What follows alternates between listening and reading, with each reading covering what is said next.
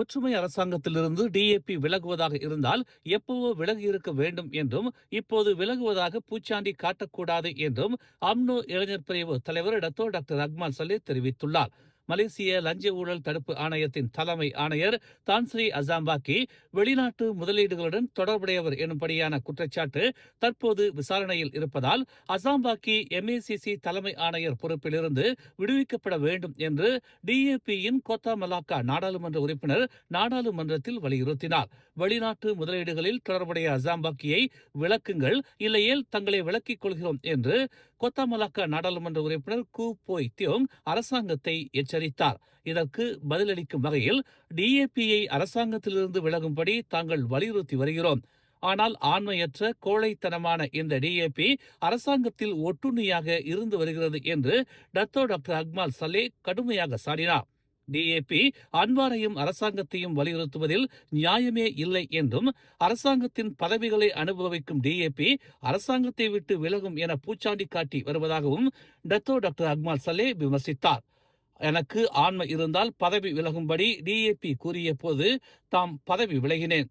இப்போது நான் கேட்கிறேன், ஆண்மை இருந்தால் பதவியில் இருந்து விலகுங்கள் என்று டாக்டர் அக்மால் சலே ஆவேசமாக தெரிவித்துள்ளார். தேசிய குடிநுழைவுத்துறை கடந்த ஜனவரி 1ஆம் தேதி முதல் பிப்ரவரி 19ஆம் தேதி வரையில் மேற்கொண்ட சோதனை நடவடிக்கையில் 7043 வெளிநாட்டினரை கைது செய்துள்ளதாக தெரிவித்துள்ளது. சந்தேகத்திற்குரிய ஒரு வெளிநாட்டு கும்பலிடம் இருந்து பெற்ற தகவலின் அடிப்படையில் ரகசியமாக இச்சோதனை நடவடிக்கையை நாடு முழுவதும் மேற்கொண்டதாகவும் முக்கிய வெளிநாட்டு தொழிலாளர்களை சட்டவிரோதமாக மலேசியாவுக்கு கடத்தும் சிண்டிகேட்டை கண்காணித்து வருவதாகவும் தேசிய குடிநுழைவுத்துறை தெரிவித்துள்ளது. Indonesia, Myanmar, Bangladesh, Philippines, Thailand, Pakistan, India மற்றும் சீனா ஆகிய 8 நாடுகளைச் சேர்ந்த மொத்தம் 30,177 வெளிநாட்டு தொழிலாளர்களிடம் சோதனை மேற்கொள்ளப்பட்டதாகவும் அதில் 4,804 வெளிநாட்டு தொழிலாளர்கள் எந்தவோர் ஆவணமும் இன்றி மலேசியாவில் தங்கியிருந்த குற்றத்திற்காக கைது செய்யப்பட்டதாகவும் 1,250 வெளிநாட்டினர் காலாவதியான தொழிலாளர் உரிமம் வைத்திருந்த குற்றத்திற்காகவும் 806 வெளிநாட்டினர் கடப்பிதழ் இல்லாத குற்றத்திற்காகவும் 183 பேர் வெளிநாட்டிலிருந்து சட்டவிரோதமாக தொழிலாளர்களை கடத்த உதவியதாகவும் மொத்தம் 7,043 பேரை தேசிய குடிநுழைவுத்துறை கைது செய்திருப்பதாக தெரிவித்துள்ளது. மாட்சிமை தங்கிய மலேசிய மாமன்னர் சுல்தான் இப்ராஹிமின் குரலைப் போல செயற்கை நுண்ணறிவை பயன்படுத்தி போலி சமூக ஊடக கணக்குகள் பலவற்றை RPO எனப்படும் ராயல் பிரஸ் ஆபீஸ் கண்டறிந்துள்ளது. ரமலான் நிதி உதவி என்று கூறப்படுவதை ஊக்குவிக்கும் மோசடி வீடியோக்கள் இதில் இடம்பெற்றுள்ளதாக தெரிவிக்கப்பட்டுள்ளது. ரமலானுடன் இணைந்து பொதுமக்களுக்கு பண உதவி விநியோகிக்கப்படுவதாக பொய்யாக கூறி டிக்டாக்கில் பரப்பப்பட்ட AI-ஆல் உருவாக்கப்பட்ட வீடியோக்கள் குறித்து RPO ஒரு அறிக்கையில் தெரிவித்துள்ளது. சமூக ஊடக பயனர்களை ஏமாற்ற மோசடி செய்பவர்கள் அடிக்கடி பயன்படுத்தும் இதுபோன்ற போலி கணக்குகளால் தவறாக வழிநடத்தப்படாமல் விழிப்புடன் இருக்குமாறும் அலுவலகம் பொதுமக்களுக்கு அறிவுறுத்தியுள்ளது. குறிப்பாக மாட்சிமை தங்கிய மாமன்னரை உள்ளடக்கிய ஆள் மாறாட்டம் மற்றும் அடையாளத்தை தவறாக பயன்படுத்துவது சட்டத்தின் கீழ் குற்றம் என்றும் சட்ட நடவடிக்கைக்கு அது வழிவகுக்கும் என்றும் வலியுறுத்தப்பட்டுள்ளது.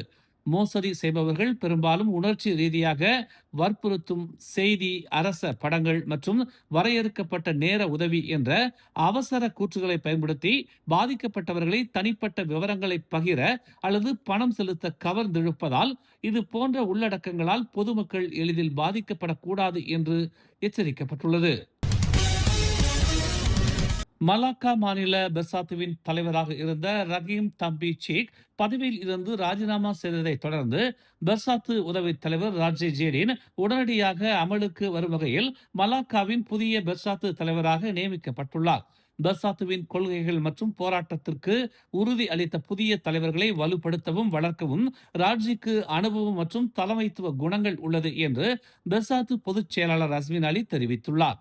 மலாக்காவில் பெர்சாத்து பிரிவுகளின் தலைமையை மறுசீரமைக்கும் பணி அவருக்கு வழங்கப்படும் என்று அவர் ஒரு அறிக்கையில் தெரிவித்தார். 1982ஆம் ஆண்டு முதல் 1994ஆம் ஆண்டு வரை மலாக்கா முதலமைச்சராக பணியாற்றிய ரஹீம் பெர்சாத்து உச்சமன்றத்தின் உறுப்பினர் பதவியையும் துறப்பதாக நேற்று தெரிவித்தார். இருப்பினும் அவர் பெர்சாத்து உறுப்பினராகவே இருக்கிறார். மத்திய மட்டத்தில் அண்மைய முன்னேற்றங்கள் மற்றும் அடிமட்ட மக்களின் விருப்பங்களை கருத்தில் கொண்ட பிறகு தனது கட்சி பதவிகளில் இருந்து ராஜினாமா செய்வதாக அவர் கூறினார். பெசாத்துவின் மஸ்ஜித் தானா, ஹாங்துவா ஜெயா, தங்கா பத்து, அலோர் காஜா மற்றும் ஜாசின் பிரிவுகளின் தலைமைகளில் இருந்தும் ராஜினாமா செய்வதாக ரஹீம் அறிவித்தார் என்பது குறிப்பிடத்தக்கது. இனம், மதம் மற்றும் அரச விவகாரம் தொடர்பான 3R சமூக உள்ளடக்கத்தை பதிவேற்றியதாக சந்தேகத்தின் பேரில் மலேசிய பஹாங் அல் சுல்தான் அப்துல்லா பல்கலைக்கழக மாணவர் ஒருவரை போலீசார் இன்று கைது செய்தனர். விசாரணைகளுக்கு உதவுவதற்காக இன்று அதிகாலை கைது செய்யப்பட்டதாக பஹாங் காவல்துறை தலைவர் டதஸ்ரீ யகாயா உஸ்மான் தெரிவித்தார். மாணவருக்கு எதிராக இன்று தடுப்பு காவல் உத்தரவுக்கு விண்ணப்பிப்போம் என்று அவர் ஒரு அறிக்கையில் கூறினார். மதத்தை அவமதித்த குற்றத்திற்காக தண்டனை சட்டத்தின் பிரிவு 295 கீழ் இந்த வழக்கு விசாரிக்கப்படுகிறது என்றும் குற்றம் நிரூபிக்கப்பட்டால் 2 ஆண்டுகள் வரை சிறை தண்டனை மற்றும் அபராதம் விதிக்கப்படும் என்றும் அவர் மேலும் கூறினார்.